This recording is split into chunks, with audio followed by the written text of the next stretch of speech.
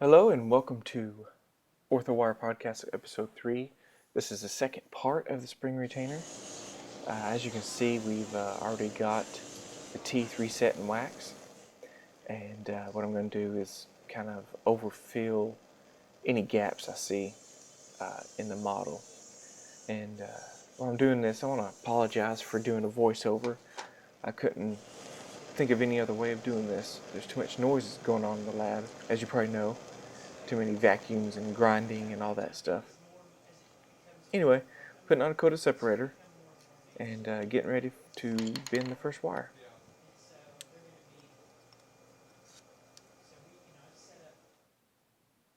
which is the support wire. Now this is a big, obviously I forgot to record this, bending this wire. It's already pretty much bent most of the way. What this is a 051 wire, stainless steel wire. It's about the size of an RPE wire. The arms on RPE, so it's pretty thick. And we're not going to have any acrylic in the middle, just for comfort reasons. It's just going to be this wire. Is of course going to be acrylic on the linguals of those teeth to help rotate those into position. But I'm going to sticky wax this into position, wax a flat spot on the top of it, and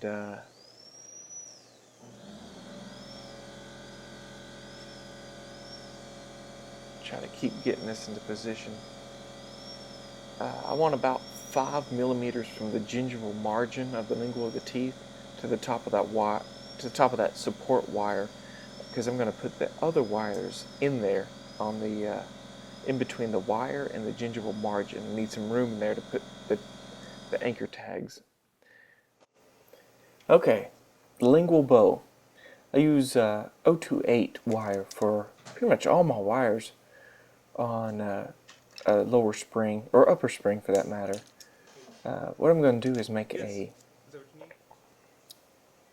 double helix lingual bow. And in case you don't know what that is, I'm going to bend the wire, the loops, twice. It's going to have two double helical loops on the inside. This is part of what I call a super spring retainer, which a super spring retainer would have double helical loops on the labial bow also. But this, I'm just going to use the lingual bow because if you remember from the previous podcast, one of those teeth that I reset really need to be pushed forward, and it needs all the flexibility. The wire needs all the flexibility it could use to push that tooth back, because once it's put in the mouth, that tooth is set back, and that little flapper that's going to be on the inside will need to be very flexible to push that tooth back. Sorry, this is out of the camera a little bit, but as you can see, the double helical, I'm wrapping the wire around itself, making a loop, a twice loop, a twice over loop.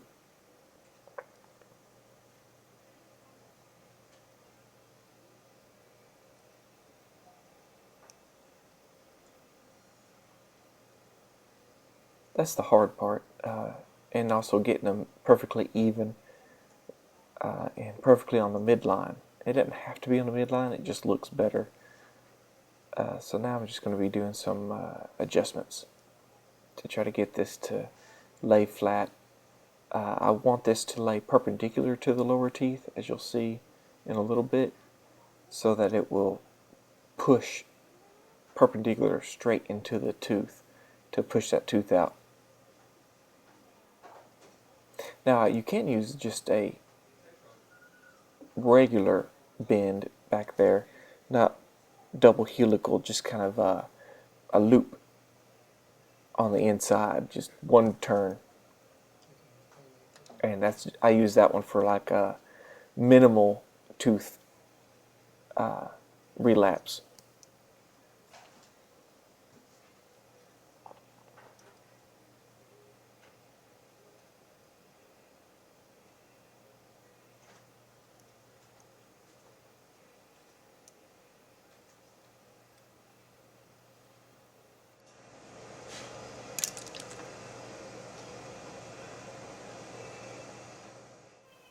Okay, so now I've got this pretty much laying flat where I want it.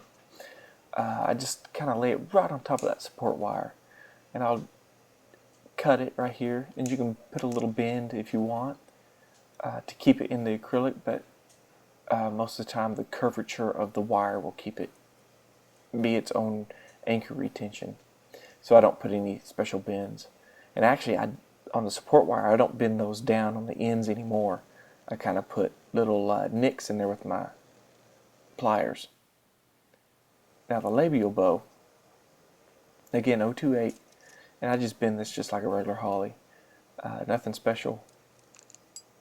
But it is 028. I usually use 032 on the labial bow on the lower. But for a spring, you need a little bit more flexibility to be able to go out and capture those relapsed teeth when this is first inserted in the mouth.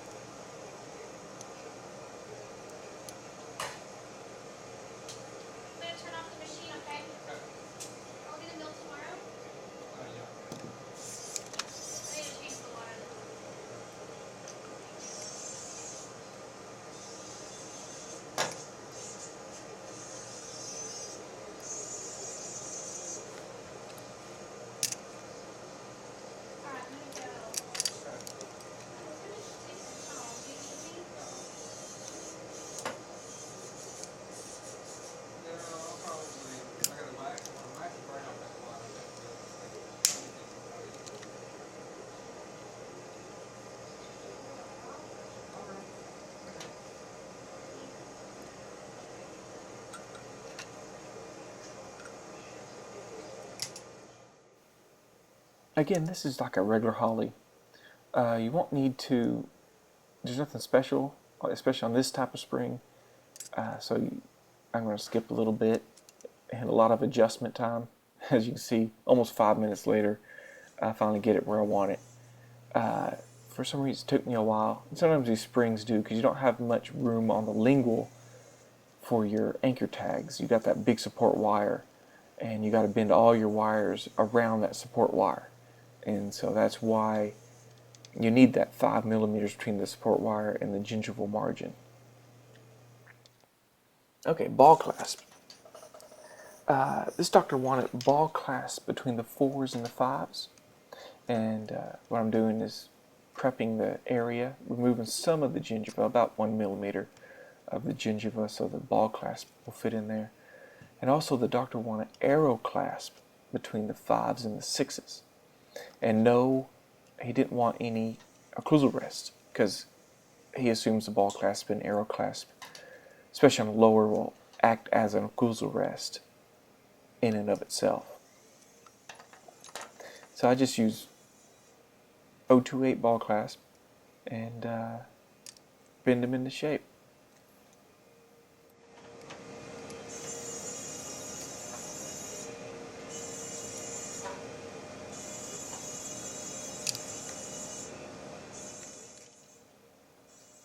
One problem you may run into when bending, especially when you got to fit 4 clasp in a small area like this, is you'll run out of room.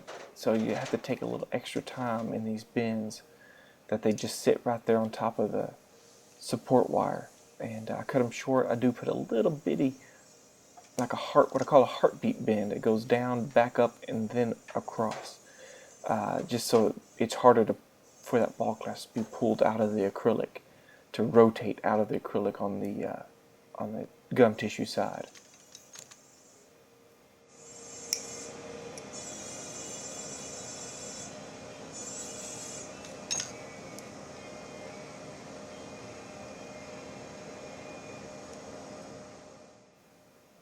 Okay, got one side pretty much done, and the other side just goes about the same. Remember to cut your wires short because of where the arrow clasp are going to come in, right at the next interproximal space. So I'm going to wax this side down. And what I usually do is I bend one wire, one clasp, I wax it down, and I do the other wire and wax it down. I do all my separator beforehand so I don't have to take them all off, risk losing them, risk mixing them up. Which side does this go on? Okay, arrow clasp. I make my own arrow clasp just because I've always done it. And I just take 028 wire, I bend a circle, use the slot in my bird beaks to squeeze down that circle into an oval, and then use 3-prong to bend it over. So it's like a circle that you squeeze down into an oval and bend it over, and that's pretty much an arrow clasp. And there's other designs and stuff, but this is what one doctor taught me. It is kind of hard to bend that. You got to get the right. I'm using real little 3-prongs here to try to get that bend. You want to put a little bend in the circle, and then a bend right at the neck, right below the oval, and that'll be the perfect arrow clasp. And then you just adapt it to the model, just like you would ball clasp. See if I can get the right position here, and make sure my angles are right. You don't want to stick too far out, or the upper teeth, the shearing cusp, will bite down on them and be uncomfortable for the patient. So you still want to get them kind of out of the way of those upper cusp. And if the doctor provides a model, an upper model to go with this, that's even better, because you can reset the teeth against the upper teeth, make sure they fit, and then make sure all your clasp are out of the way, that they're not hitting on them too hard.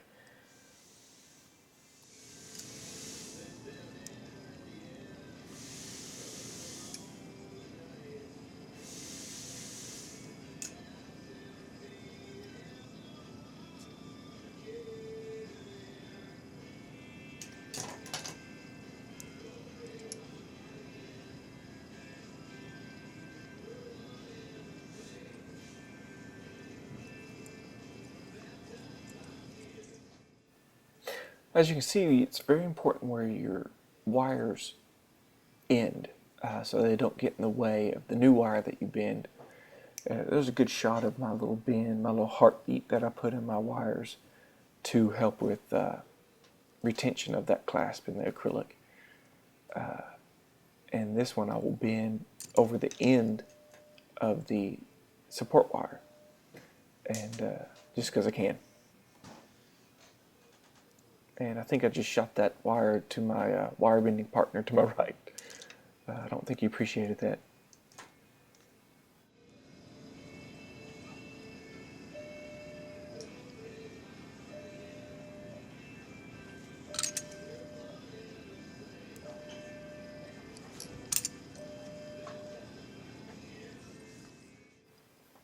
Alright, finishing up some of these bends. Again, thanks for listening to my podcast. I really appreciate it. Any helpful comments or any suggestions or tips or anything, I'll answer a few emails on podcast if you have any you want to send to me. At the end, you'll see the website to go to, or the email to go to. And again, I hopefully these podcasts get better. Will get better. My voiceover skills hopefully get better, or I'll find a better way of communicating with you guys. I don't think I can do this and talk at the same time, so I have to actually watch myself work and talk, and sometimes I wonder what I'm doing, and I notice my fingernails are dirty. So hopefully they get more professional, and will give you more information and be more useful to you guys. Again, hit me up for any information you want, anything you want to see.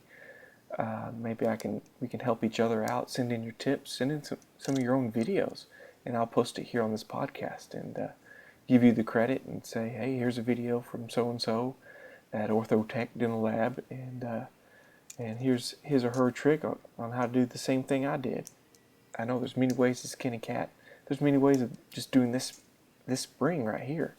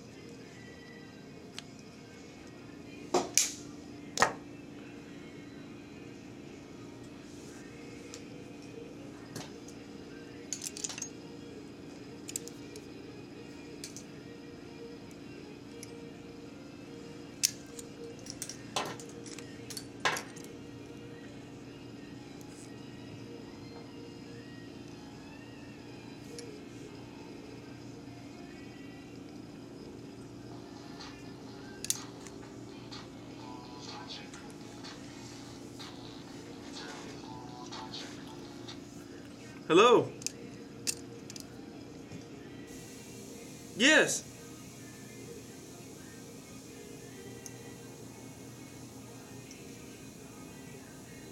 Did we pick up from there yesterday? You took it off?